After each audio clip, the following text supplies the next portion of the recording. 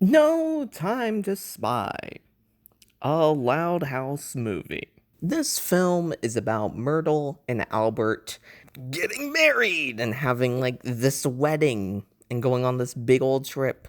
But of course, Lincoln being addicted to David Steele and with Myrtle's past as a secret agent, which has been established in the show. He, of course, is, all into that, and it's like, oh, I want to be a spy or something. Okay, where do I begin? Where do I even start? Okay. First off, I think I said this in my like first reaction to the teaser. I said that this film had the shot to be actually really good. I think with episodes like Family Bonding from I think season 5 of The Loud House and a few of the other David Steele related episodes in The Loud House, this film definitely seemed a lot more in line with The Loud House than something like, I guess, the one from Scotland, the original Loud House movie. I could talk all day about the whole, how ridiculous it is and all this other stuff, blah, blah, blah, blah, blah. But I really tried to look at this as, well, a movie for current day Loud House. And what is current day Loud House? It is that. It's supernatural. There's lasers, there's robots, there's a bunch of other different types of things. I mean, hell, in Family Bonding, there's literally a scene, if I remember correctly, where like Lincoln has this like toy pin that's like a laser and it can cut through like solid steel. So like realism is completely thrown out the window with the Loud House. That's just how it is now. And before anyone asks, blah blah blah, that's the reason why the Loud House is not good anymore, blah blah blah, whatever. It's been a thing since like season 3. I think there's even been some parts in season 1 and 2 that have hinted at that. So no, I wouldn't say that's the reason why the Loud House is not as good as it used to be, quote unquote, even though I do not think that's really true. Anyways, I'll talk about that later. I'll talk about that later. Let's talk about this film. Don't want to go down that rabbit hole. But this film is good. It has that modern kind of Loud House kind of feel to it, which as of late isn't too bad. The writing has definitely improved quite a lot throughout this past season. And this film is no exception. I love the gag with the, like, with Lincoln becoming like a statue of sorts whenever the boat gets attacked by the henchmen or whatever. With his mouth open expression with his wide eyes, and you just have him sticking to that pose even whenever Albert is carrying him, which I just thought was hilarious. That is probably the hardest I've laughed at a Loud House scene in a long time. That is a really good scene. It was just done so well. It was so perfect. The movie itself was entertaining too. I think the way everything kind of was like, I guess, paced and everything was good. At first, I was kind of annoyed with Fifi. I was very annoyed with Fifi, but as spoilers, the twist happens at the very end whenever it's revealed that she was the actual person behind this. It makes a lot more sense, and I understand why she was included. But I was hoping, man, I was like, is she just gonna come back? Maybe she'll come back later. Sure enough, she does. And I'm like, oh, cool, awesome, okay, good. In like a way where she actually is adding to the story and not just being some random character that's just in this film because for some reason she just is. Oh, also Cat in the Hat with Flip 1, Flip 2, Flip 3, and Flip 4. I think that's how many flips there were. I don't know. They all had like different names. Like one was Louie, one was Kenny, I think. One was Flop. Like, okay, I don't like Flip too much as a character. I'm just gonna be 100% honest with you guys there. I think that might be the first time I think of saying that, but who knows. But I didn't mind this gag. I thought it was fine enough for what it was. Just something dumb, you know what I mean? Just something dumb. But the entire movie itself was good. I think the art is interesting because, especially with the parts with the Loud House, like the actual Loud House, like house, it looked like it was just straight out of the cartoon. Like it looked like it was straight out of the show. whenever you have the Casagrandes movie from earlier this year, and as well as the original Loud House movie, being all like blown up in terms of the colors and the vibrant look of everything. But honestly, I kind of think I prefer this.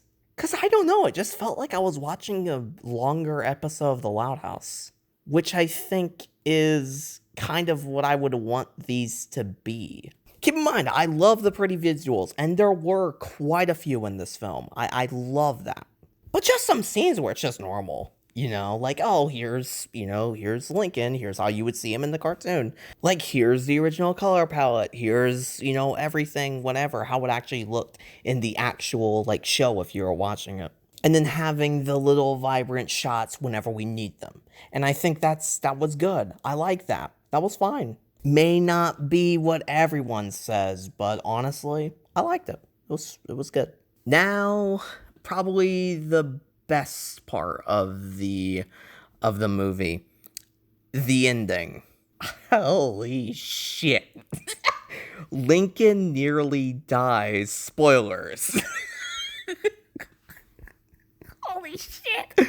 Dude, all the fan art almost came true. What the fuck? They're listening. They're listening. In all seriousness, though, holy fuck, that might be the most, like, emotion I've felt for The Loud House in quite a bit. I did not cry or anything, I'm just letting you know. But holy shit. Like, my mouth, like, my jaw was, like, to the floor. Like, I was shocked. I was like, dude, I was not expecting that to go like that. I was not expecting that. I was expecting, like, oh, we have, like, 10 minutes left. They're gonna stop the rocket. And then we're gonna get, like, a little bit of, like, the wedding. That's what we'll get. You know? Holy fuck. No, we didn't. We almost got a wedding and Lincoln's funeral. That's what we almost got. Holy shit. But it was emotional. I love the part where, like, the plot twist, like with Fifi or whatever. I think her name was like Fufu or something. I think that was what her name actually ended up being. I could be wrong though. But I love it whenever she talks about, like, oh, I've learned everybody. And she goes to Lincoln. You have this, like, really emotional kind of realization from Lincoln that, oh my God. And I fell for it. And then, of course, him being on the actual rocket and him pretty much sacrificing himself, really, for the family. They had me fooled. I thought Myrtle was gonna be the one. They had me fooled. I was like, honestly, it makes sense why Myrtle would want to do this, which makes it actually kind of good. Like, seriously good. 'Cause both sides, it makes sense. And that's what you'd want for a moment like that. And that was just, mwah, really well done. I can't believe I'm saying that for the Loud House. Loud House, No Time to Spy movie. That's weird, okay? I was not expecting that. Did it come out of left field? A little. But I do like how the solution was hinted at earlier in the film. I do think that was cool. I was not expecting the Loud House movie to rival Big City Greens' movie. I was not expecting that. I think Big City Greens is still better, but damn, this movie's really close. This movie's great. I love this film. I think overall it was entertaining. The writing was good. The jokes were funny. The pacing, overall, the pacing was fine. The action was there, and it was present. And it was, at times, pretty well animated. And then the ending, of course the ending, the emotional impact of that ending was good.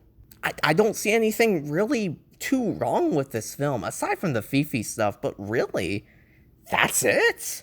And even then it was just to set up Fifi as a character for the main antagonist twist that we got at the end of the film. This film surprised me, kind of like the Casagrandes movie did. Very similar. I'd say it's probably equal to the Casagrandes movie, in fact. I think I would be comfortable saying that. At least in my opinion, of course.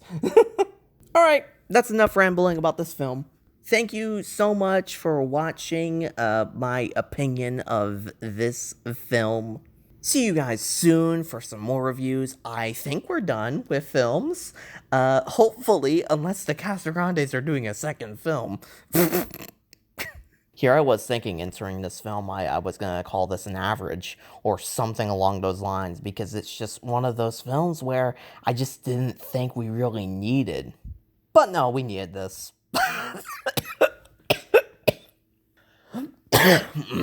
Holy shit. Lincoln died and I almost died. Wait, Lincoln didn't die. I'm going. It's like 2 a.m. Bye.